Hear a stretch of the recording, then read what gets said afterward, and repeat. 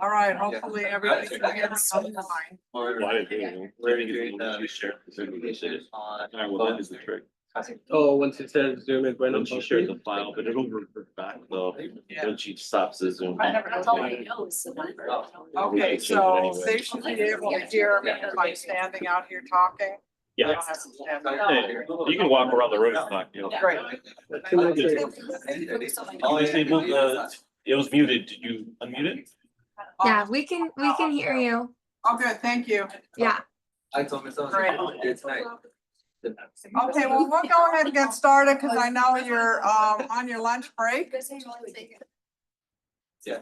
And we may have people that are joining us and we'll go from there. I was gonna say, I started mine. It's rough. All right, great.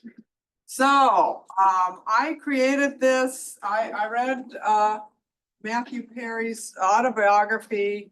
It was one of the best descriptions of not only the experience of addiction, but what it's like for someone who has an addiction to use their drug, what they get out of it. For those of us who are what they call normies in the addiction world, it's hard to relate to the experience that somebody would have that has an addiction, a substance use disorder, okay? So I created this because I thought it was one of the again, very well written. It also gives you a snapshot into the world of somebody who has everything and still struggling with this disorder, okay? So what I'm gonna do is start though with a clip from Friends, because not everybody has seen the show, which Matthew Perry is part of. If I can find that.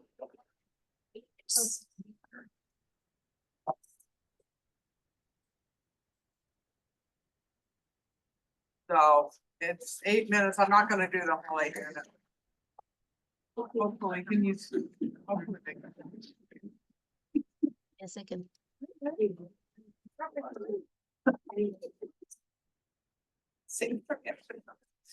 Some people may next have a reason to get through it. Yeah.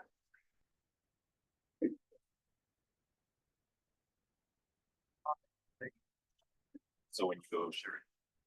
Yeah. Oh, you did both files, both the presentation and the file? Well, right now I'm just sharing the One file, then right? I'll go. Yeah. All right.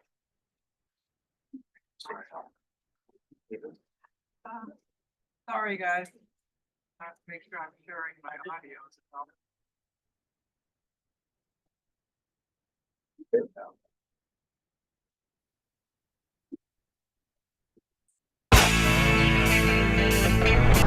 Okay, I'm gonna go to the bathroom.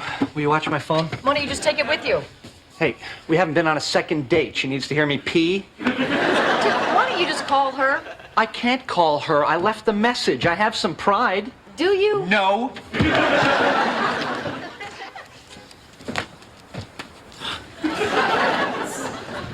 Danielle, hi. Hi, it's Chandler. I'm fine. Listen, I don't know if you tried to call me because, idiot that I am, I accidentally shut off my phone. Oh, okay, that's fine, that's great. Okay. She's on the other line, she's gonna call me back. She's on the other line, she's gonna call me back. She's on the other line, gonna call me back. Don't you have to pee? Why I'm dancing. Nice camouflage. All right. So there's more to that, but now I gotta find my file. There we go. We only have limited time. So if you want to see more, there's certainly reruns all the time of Friends, but I wanted to give you a sense, if you haven't watched the show, what his character was like. And I'll go over then a little bit about his autobiography to begin with. So he's actually, his mom and dad were Canadian young people, Ended up moving to Massachusetts, and he was born in Massachusetts. So during that time, both of his parents were very young. I think his mother was maybe 20. He was a colicky baby.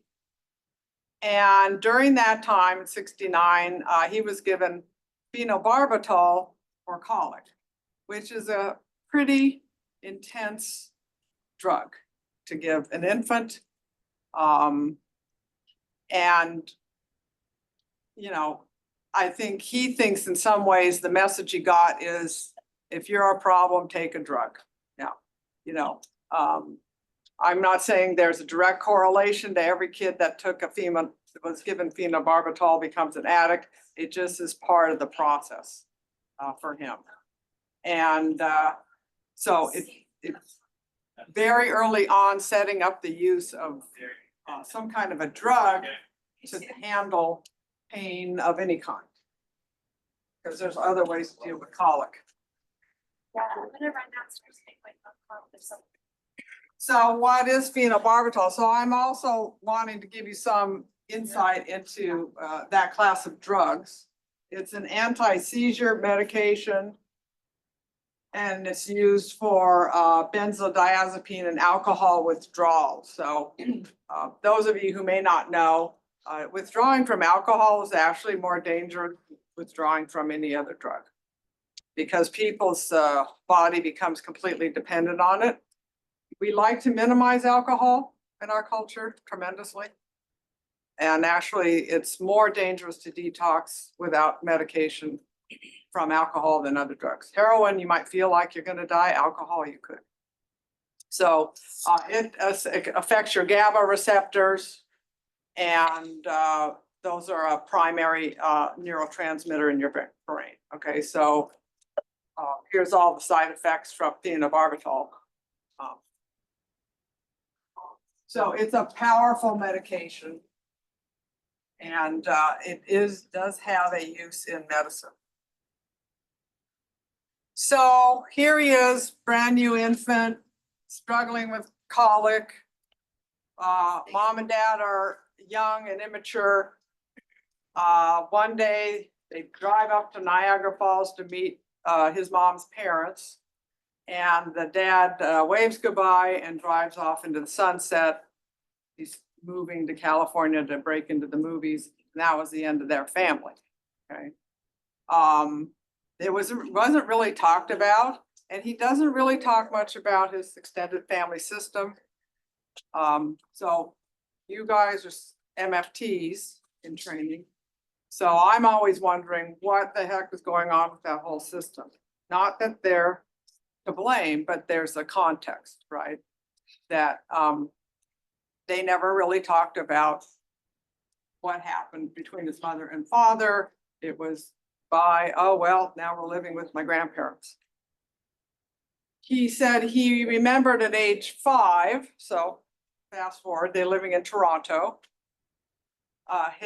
He went to the ER, some kid had accidentally slammed his finger in a door at school, and so he basically lost one of his fingers. And his mom comes into the ER, and he remembers telling his mom, "You don't need to cry." He's telling his mother, "You don't need to cry." So, you know, it kind of gives you the idea of what messages he incorporated. Doesn't have to be overtly stated. His parents weren't abusive. Okay, everybody likes to look at trauma. Everything's trauma these days. It's our new magic, you know, bullet. If we just address the trauma, we'll all be happy. Okay, so as opposed to normal wounds, which are bad enough, by the way, you know, need some healing. But you do have family systems and dynamics, and what he learned is don't cry. And he says, basically, I learned at 30 days old that if I cried, I'd get knocked out, meaning phenobarbital, so I better not cry. Okay, that's his recollection. We don't know what he actually was thinking at 30 days of age. His mother, during this time, single mom, working for the Prime Minister, Pierre Trudeau. So she was always being called away. And he was alone quite a bit, particularly in his early teens. And he was flown to LA where his father was trying to become an actor very early on. I think he remembered at age 5 being an unaccompanied minor. Now, that's a long flight by yourself at age 5. And he does remember that as being scary. Nobody accompanied him. It's hard to imagine. And his mom was gone a lot, understandably, with the kind of profession she had. But it left him by himself a lot, navigating the world. And navigating from Toronto to LA and back. Eventually, his mother marries Keith Morrison, the Dateline fame. I don't know if you guys know Dateline. I'm the core audience for that, apparently. Because I can tell by the ads that are all about medications for older people. Okay, so great. But anyway, he was in the media then in Toronto in news, and he had his children, blended family. And then they subsequently had a couple of children themselves, his mother and Keith. Even though he was part of a family, he said he never really felt part of it. He always felt on the outside. And he remembers, I made the choice to live in my head and not my heart. So cut off from your feelings. That's when he said the fast mouth appeared and no one would ever get near my heart. I was 10 years old. So he found out that being kind of a comic was a way to navigate some of the pain of his life successfully, and not having any way to process all of the painful experiences he's had. So he has his first drink at age 14, not unusual. When I worked in rehab, I was 11, 12, were not unusual times for people to start drinking. But he had 2 best friends. His mom's gone working, so they're at home. And they decide to get some alcohol out of the house and lie out in the backyard and drink. He drinks a whole bottle of wine by himself. Mind you, he's never had any alcohol. And his friends drink a 6-pack between the 2 of them. So after they're all done, his friends are throwing up, sicker than a dog. He, on the other hand, feels amazing. Okay, for the first time in my life, nothing bothered me. The world made sense. I was at complete peace. I had never been happier than in that moment. This is the answer, I thought. This is what I've been missing. This must be how normal people feel all the time. It's not, but okay. I don't have any problems. It's all gone. I don't need attention. I am taken care of. I am fine. Okay. That is a similar story to what I heard a lot of times in rehab. The first time they took a drink or used the pill, it was like people would say, I was finally myself.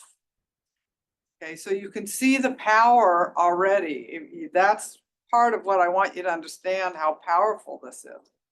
Because in our society, I don't care that we give lip service to this being a disease. We don't think it is. Baloney. And case in point, during COVID, they shut down all the rehabs. Help me understand this. The implication is that you have a choice. Because we aren't shutting down all the hospitals. You go in, you're having a heart attack. I'm sorry, can't come in. So, but if you're dying from alcoholism, hey, go home and die, which is what people did. So we don't believe it's a disease. If it was a disease, it would have stayed open. So we want it both ways. Also, alcohol is everywhere. Okay, I mean, literally, I was at the Acrisure Arena. I think Helen's still here, she was too. Out in Palm Springs. You can't bring in a bottle of water, nothing. I'm sitting there thinking I want something to drink like water. So signs everywhere, all beers, beer, alcohol, this big beer. One non-alcoholic drink was available at the nearest stand of water. That's it.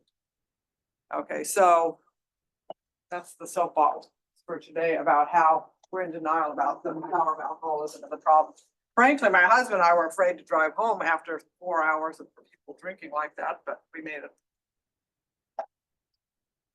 Okay, so at age 15, he decides to move to LA to live with his father. His mom was sad about it and he felt kind of bad, but you know, he really wanted to spend time with his dad.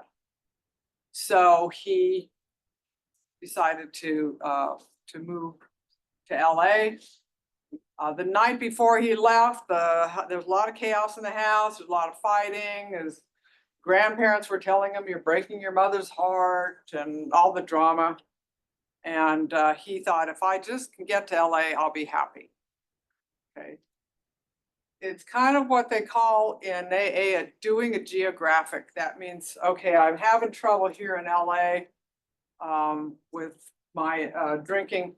I'll move to another place and it'll be better. Okay, and he references doing that all the time in his book. So during that time, he got into acting. He said it was another one of my drugs. It was getting harder and harder to wake up at night though, because he was drinking more and more during this time. Now, his father was a big drinker. He said he would come home at night and his father, and who was an actor in some minor parts. He was the Old Spice guy, I think.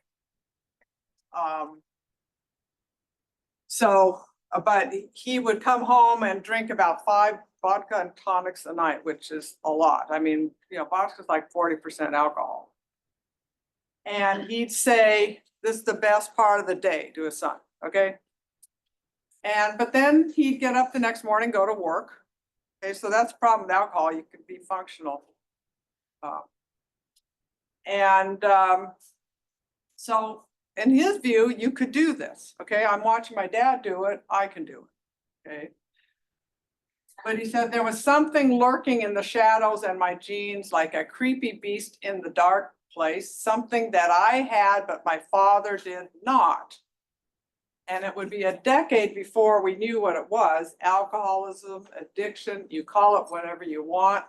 I've chosen to call it a big, terrible thing. So there's a big difference between a problem drinker and an alcoholic. And the problem is we don't get it. So you may all have heard of somebody who just decided they're going to quit drinking.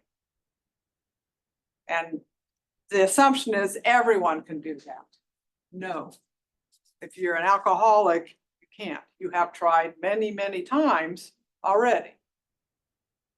A problem drinker can say, you know, that's it, I'm not going to do it anymore. They're not the same. They're not the same thing. So years later, his dad was still drinking that way, and one day he falls down drunk on the way home, walking home from somewhere, and he passed out on somebody's yard. His wife confronts him and says, "Is this the way you want to live your life?" And the dad says, "No." And he goes for a walk and quit drinking. That was it for him, never drank again. And that is a problem drinker.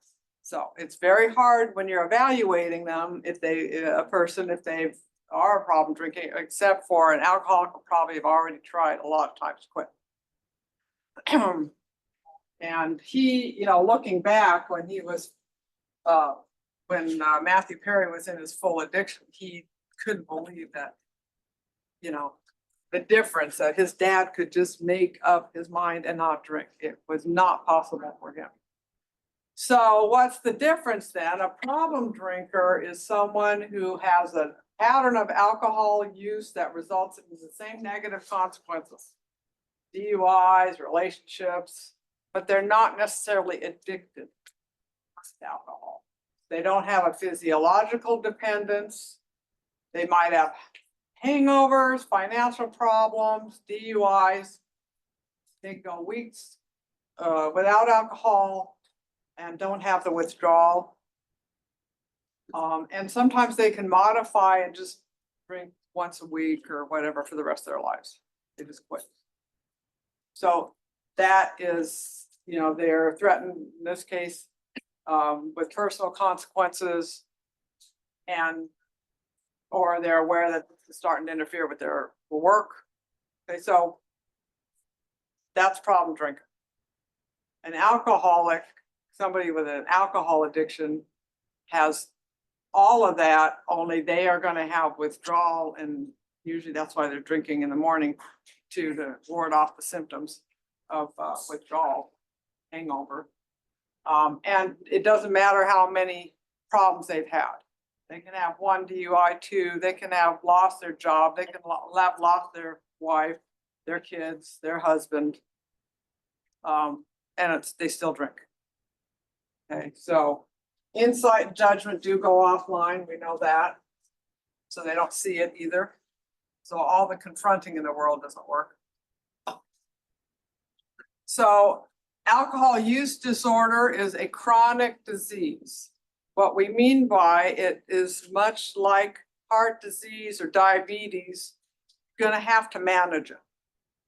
And in fact, the relapse rate for heart disease in terms of taking your medication and diabetes is as much or if not higher than alcohol.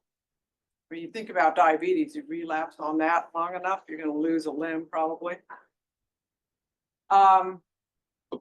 So alcoholics cannot control their drinking and may drink daily to avoid withdrawing.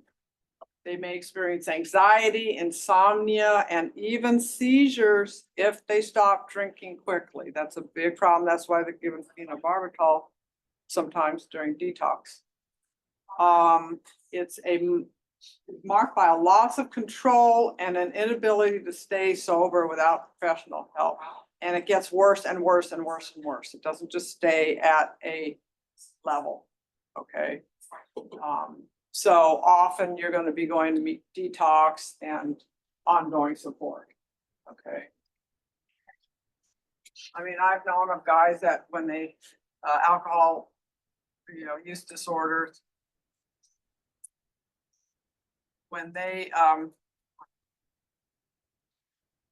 leave a bar, they're looking around. If anybody's left alcohol still in their glasses, they'll finish them. That, I never even thought about that until somebody told me they did. I don't either. I don't do that, but every time I walk out of a place that's serving alcohol, I think, oh, some alcoholic would see that half glass wine and go, oh, let me just finish it up for them. Okay, so it's a different way of thinking. So here he is, getting some acting roles that he thought, well, if I can be famous, then that hole that I'm filling up with alcohol, that'll be filled. I'll finally fit in. Just like he thought if I could just be with my dad in LA, okay? And we're all that way. We think if something from the outside comes in, it'll take care. If I make enough money, if I get the right person for a partner, if I get the right job, what Carl Jung called the postponed life, because we're always waiting for the next thing to give us that final sense of fulfillment. But he was continuing to drink. Now, mind you, 14, 15, 16, he's drinking quite a bit regularly. And one night he's going out drinking with a bunch of friends. He's underage, but probably mildly so, 19, 20. So they're going to nightclubs in Hollywood. And so they all decide to go to one of his friend's house. And she didn't have any alcohol and he was freaking out. Couldn't believe it. He was panic stricken because she didn't have alcohol. Now, mind you, they already had been drinking all night. And he's looking around, nobody else seemed to care. And that was curious to him. He said, I felt like my blood was on fire for more drink. I really wanted another drink and I could think of nothing else. That's the obsession that they talk about in AA, okay? He's sitting there, he's already had plenty to drink but there's none around now. Okay, so it takes over your whole brain. All you can think about. So yeah, feeling like my blood is on fire, that's a lot of pain. So if that wasn't bad enough, he's on a water skiing expedition. He was filming a movie at that point prior to Friends, but he'd gotten a job, I believe it was prior to Friends or at the beginning. And he goes on this what do you call it? Ski-doo or whatever, those individual kind of, what do you call them? Jet ski. Jet ski, thank you. And even though the director and everyone else is asking him not to because they didn't want him to get hurt because he was the main principal in the movie, but he went ahead and did it. And what happened was he gets in this bad accident, his back is thrashed, he's in a lot of pain, but they need him to be in that movie. So a doctor says, here's a couple of Vicodin. As the pill kicked in, something clicked in me, and it's been that click I've been chasing the rest of my life, okay? I love the feeling of opiates. He said it's like replacing your blood with warm honey. Okay, now I've taken opiates, not because I'm an addict, because of surgery. I felt like crap on them. I hated it. I couldn't think. It was like being underwater and you could sort of hear and see, but it's all fuzzy. And I said to my husband, why do addicts like this stuff? He goes, that's exactly how they want to feel. Okay, so that's why I'm a normie. And I used to tell my clients, I've never found anything that makes me feel that good and I don't want to find it. Okay, I'm blessed. I don't know. So most people don't feel that great on opiates. He really did. So he says there are two kinds of drug addictions, the ones who want to go up and the ones who want to go down. So you got the stimulant users and the opiate users. I wanted to melt to my couch and feel wonderful while watching movies over and over again. I was a quiet addict. So he was more, that's why alcohol, which is also depressant, opiates. Now there's some people use everything, okay? But often people have a preference and his was not cocaine, even though he did use it. It was really the opiates. And opiates, I remember working with a guy one time and he says to me in treatment, he says, I never want to be too happy or too sad. And I said, what, like a straight line on EKG? Because that's kind of where they get.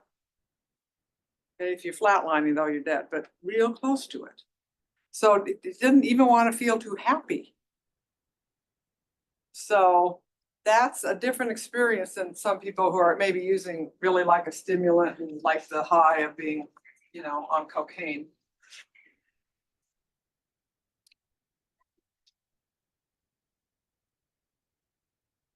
So a year and a half later, he's taking 55 Vicodins a day. That's a huge amount. One's enough to, for most people. And if he didn't take them, then he'd get dope sick. Okay. So he said it was a full-time job, making calls, seeing doctors, faking migraines, finding crooked nurses. So this is the enslavement of addiction because your whole day is revolving around getting your drug, using it, recuperating, and getting it again. There's no freedom here. So in 2002, he checked into Hazelden after a rapid detox. He says detoxes can't kill you, but they make you wish you were dead. The detoxes that can kill you are alcohol and benzos. That's another one, which is true. He has a grand mal seizure during group therapy. That's pretty severe. He checks out after 28 days. Managed to have 68 days of abstinence before he relapsed. And he doesn't say, but I'm gonna assume he wasn't doing any AA or anything. So he was white knuckling it, they call that, where you're just not using. Okay, you're trying not to use. That doesn't last. He started drinking alcohol. And if you think about it, it's hard in our culture to avoid alcohol. You go into a Rite Aid, first thing you see, alcohol, right on the right. Here it is, it's on sale too. You go into your supermarket, first thing at the front, alcohol. It's right, I used to feel kind of sorrier for the alcoholics because it's in their face all the time. At least cocaine, you have to go out of your way to find it. So that's, I'm condensing a lifetime here, but he ends up with pancreatitis from all the alcohol. So his pancreas is inflamed. And in the hospital, they administered Dilaudid, which is a really big opiate. I mean, they're all big, but this one's really big. It was my new favorite drug. Now, personal experience, I almost died on that stuff, literally. I mean, I was administered for the surgery I was having. And I thought if I closed my eyes, I was gonna die. So, and the doctor's like putting on oxygen, pulling things out, he's freaking out. And I found out I don't have an allele that breaks it down, but that's another issue, another thing, DNA testing. So it's a very potent drug. And it's his new favorite drug. So he discharges, he's had pancreatitis, very severe illness. And he goes to live with his father and his wife in Ojai up in, the middle of nowhere. And he's sneaking drugs and alcohol into the house. His dad finally finds out and says, okay, you gotta go. Now he's a grown man at this point.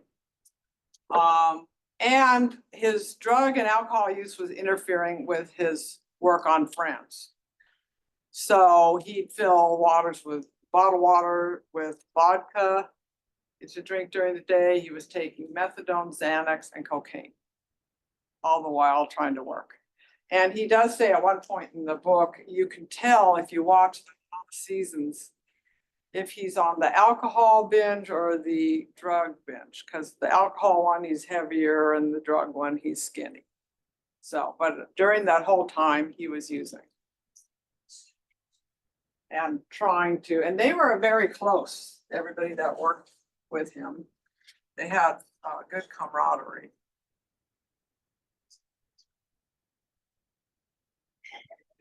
So most of you know this, but I'll just reiterate that opiates, they're ancient too. By the way, the ancient Egyptians knew about poppies and how to extract the opium out of that. So they can be made from the poppy plant, like morphine, or in a lab. So you've got codeine, hydrocodone, oxycodone, all these. And it travels through the blood and goes to the opioid receptors in your brain. So you have opioid receptors already there. And it goes right in there. So then the pain messages don't get there and you feel good. Okay. So they are medicinal. Okay, codeine is one that used to be used in cough syrup, things like that. But they're very dangerous as well. Stop your breathing. So why are they so addictive, besides the fact that we have naturally occurring receptors in our brain? And we also have nicotine receptors in our brain, by the way. So they relieve pain, but they also create a sense of euphoria for some people. So when the thing, of course, is you get tolerant to whatever, it doesn't work anymore. So then you have to increase your dose, and that's where you start to get into problems. We've also found with pain management that is the same thing. So people who have chronic pain, they're taking it, after a while it doesn't work. And then your natural opiates that get your endorphins that get released, don't release anymore because your brain says, well, I don't need to, you already have them. So you stop taking them. Now your pain is even worse, literally, because your natural endorphins aren't kicking in. So it's really difficult. You get psychologically dependent on them, where you start thinking about it all the time, and you get physically dependent, as I mentioned. And you've got, what happens is then the withdrawal symptoms are so awful that people will say like the worst flu they ever had, withdrawing from heroin, which is the more common one I saw, is cheaper than Percocet. So people eventually end up with heroin. So he goes into rehab finally at Marina Del Rey, and he picks up the big book of AA, which those of you who are taking addiction or have, you'll know about that. And he reads the lines, these men were not drinking to escape, they were drinking to overcome a craving beyond their mental control. He says, I closed the book and began to weep. I'm weeping now just thinking about it. I was not alone. There was an entire group of people who thought the way I did. And William Silkworth had written this line in July 1938. So this is the power of the 12 steps, is that community of people. I've heard so many people say it's so nice to go to somewhere, I don't have to explain anything. Okay. He said, he realized that he was an alcoholic and would have to stop drinking and using one day at a time for the rest of my life. Okay. We were talking about that earlier in my class today. Can't think of it all at once. One day, maybe 1 hour. And so he spent 3 months in rehab, which is a nice amount of time. Not enough, but that's another issue. Should be more like cancer treatment. So he manages to stay sober for a while, but relapses after a fight with a girl he dated. So he was prolific he never had a long-term relationship with anybody. He even broke up with Julia Roberts, which he thinks was insane, but he would break up before somebody broke up with him. So he's breaking up with this girl. She's in the bathroom crying and carrying on, and she's in her bedroom and he sees these pills and Xanax, I believe it was. He's like, oh, okay, well, I'll just take these. And he said, looking back, all I would have had to do was to tell someone about it, but that would mean I would have to stop. But stopping was not an option. So again, this is in the mind. When you're working in rehab, you hear this. They don't call their sponsor because then they would have to stop. In fact, I had somebody tell me that when I was just in my private practice, where he wasn't making any progress and I kept trying to figure out what's going on. He finally said, well, what happens is I go home, I think about making the changes we talked about, then I start drinking and I say, yeah, never mind.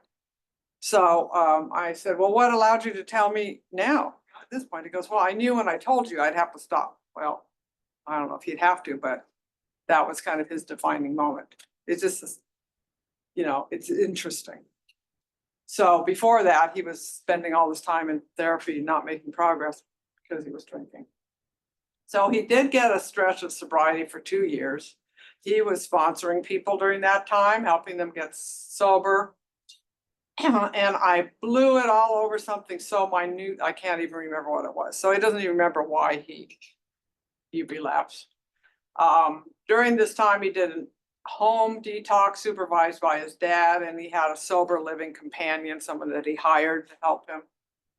And he was still sneaking Xanax in. So he started to hallucinate.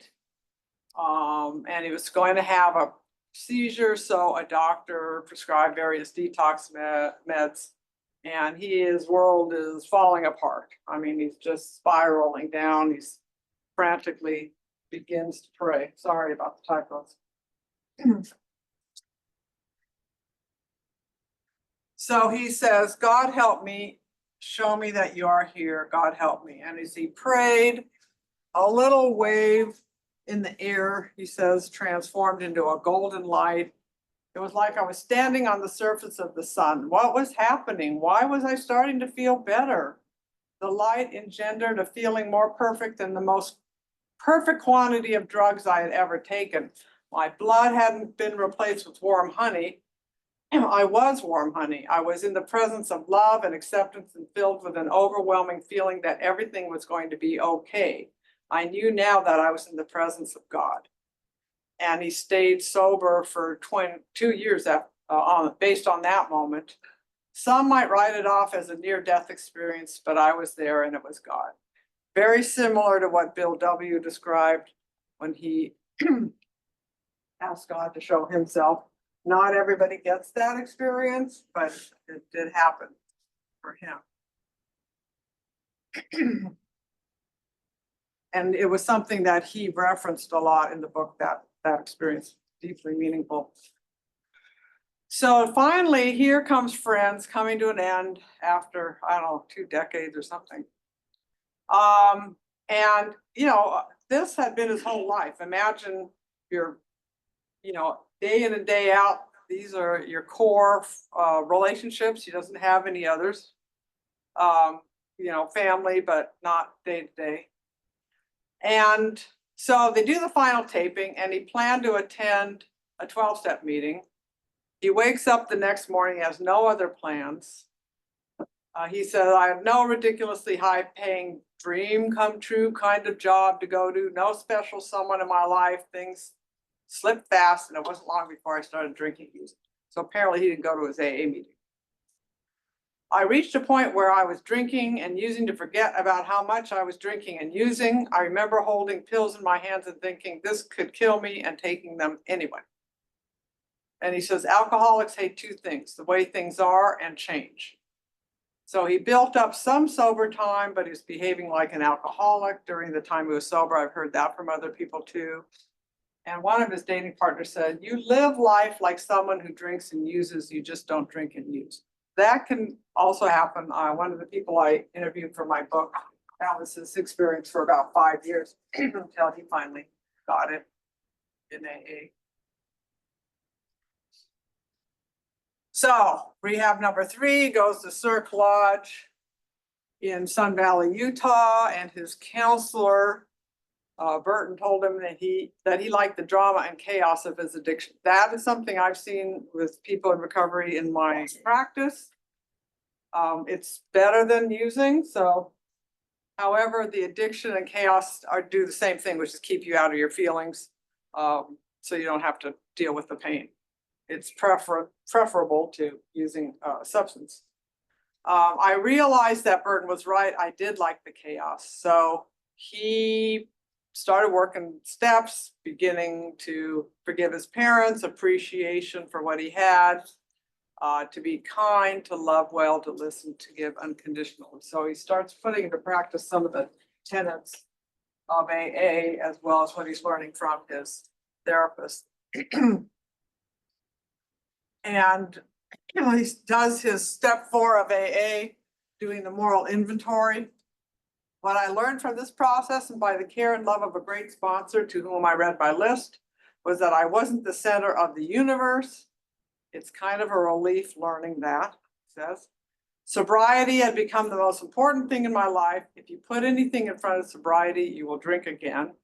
I hadn't been there for anyone for so long, my addiction being my best friend and my evil friend and my punisher and my lover all in one. So helping others had become the answer for me, which is the 12th step in AA, and it's a critical step, this long-term sobriety.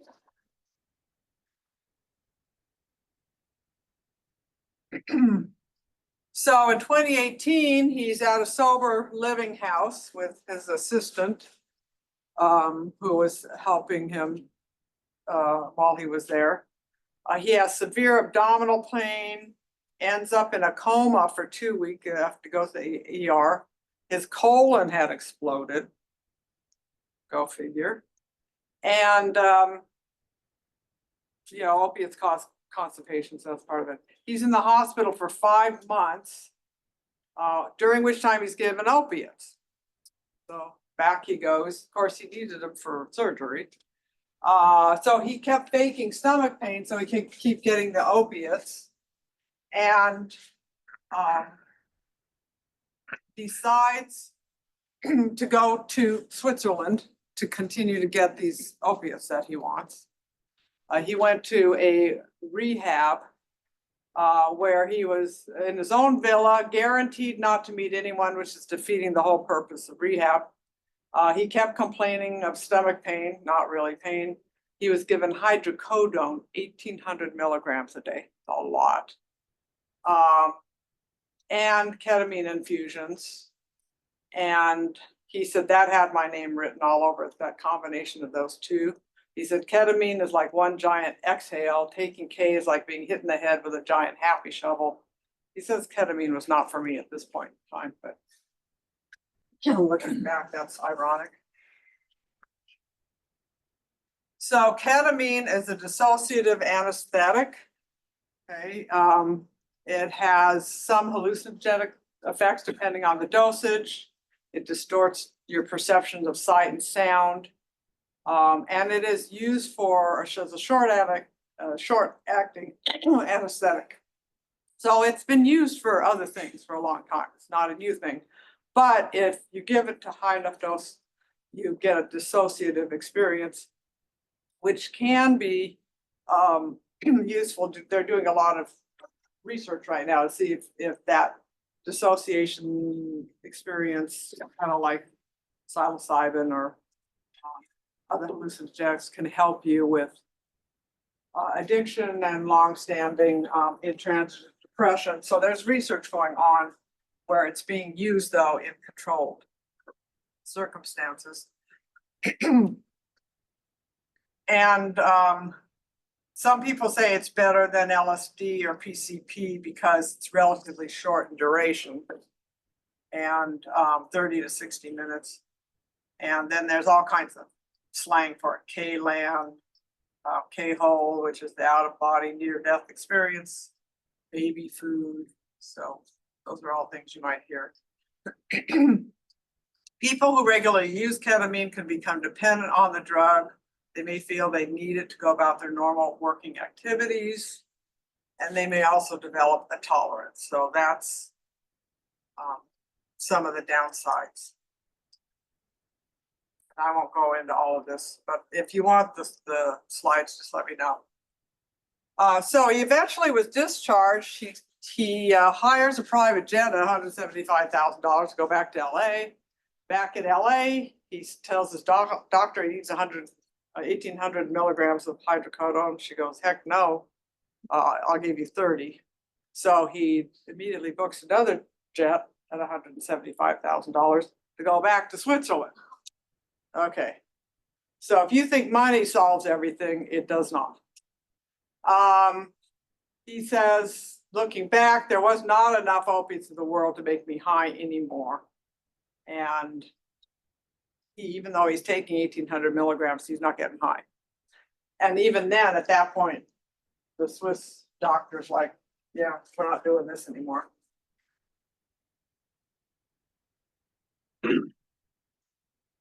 So he's aware of the fact that he's always pushing the edge toward death, which is really a sad thing.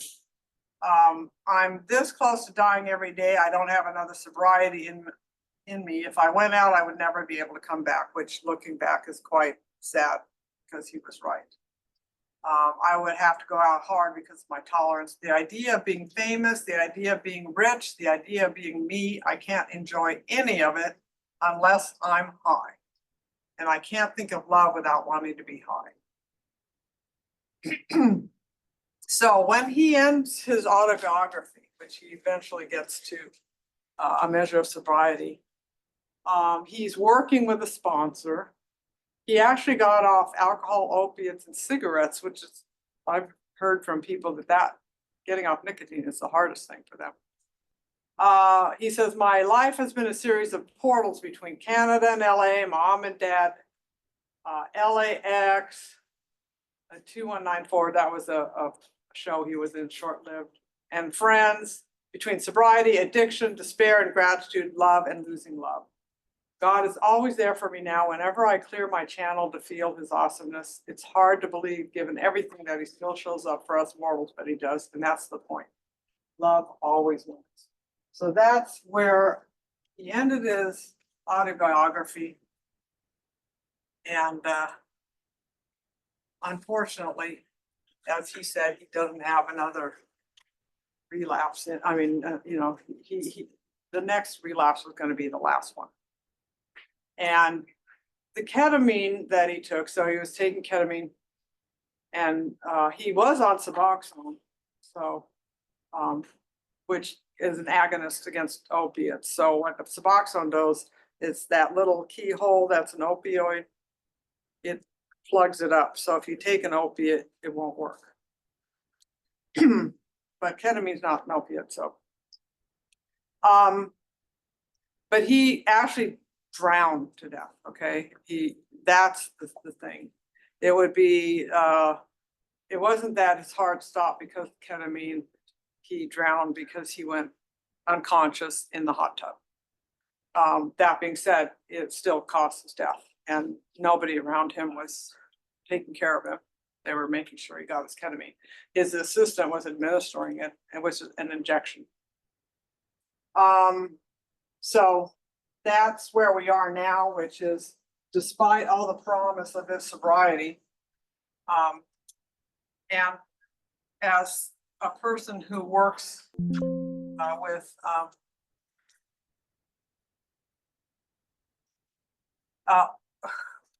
a family systems view, there wasn't ever any talk from any of the therapy he did about his systemic issues, any cutoffs, because I didn't hear anything about grandparents, nothing.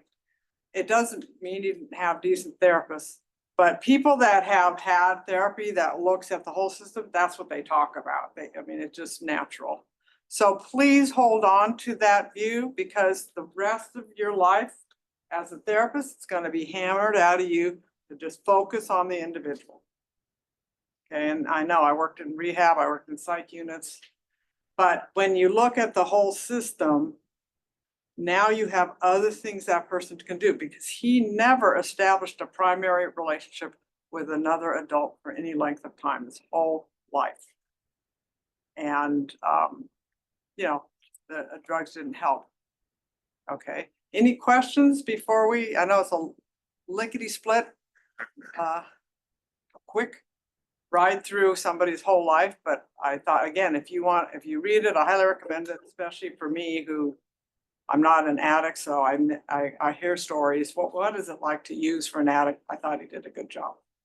So I have a question on what you were just saying. So how do you anticipate, had someone come along who really utilized a systemic frame with him, how might that have influenced potential treatment for him? Yeah, I think having bridged cutoffs, getting connected with the larger system would have supported his isolation, because he's very isolated, and then learning step by step how to be in a relationship with someone and manage the anxiety of, this is going to be painful, right? And learning to do that in graduated ways.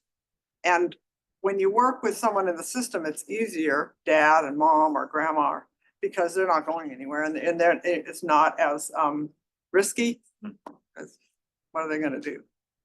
Whereas when you're dating someone or, you love someone, there's a bigger risk. So we work up to that. But I have found that people get much more stabilized with a larger connection.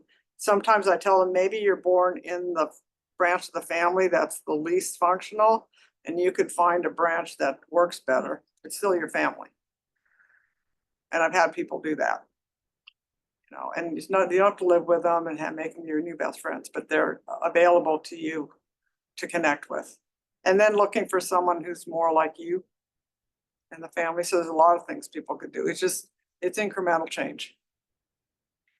But the fact that he never, ever could maintain a relationship, which is sad, because he was, what, 52, I think? That's a long time. So, yeah. Any other questions before we adjourn? Okay, well, thanks for coming. Hopefully it was helpful. Thank you, Dr. Bacon. Welcome, thanks for coming. As Yes. you're leaving, I'm just See gonna you announce soon. briefly, Oh, congratulate Dr. Khalil, many of you have had him as a faculty member, he just passed his final licensing exam.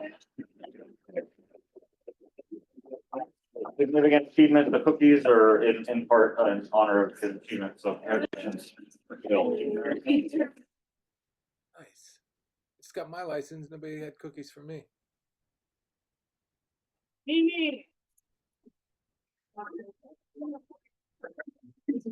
We're going to drop something. Oh, thank you.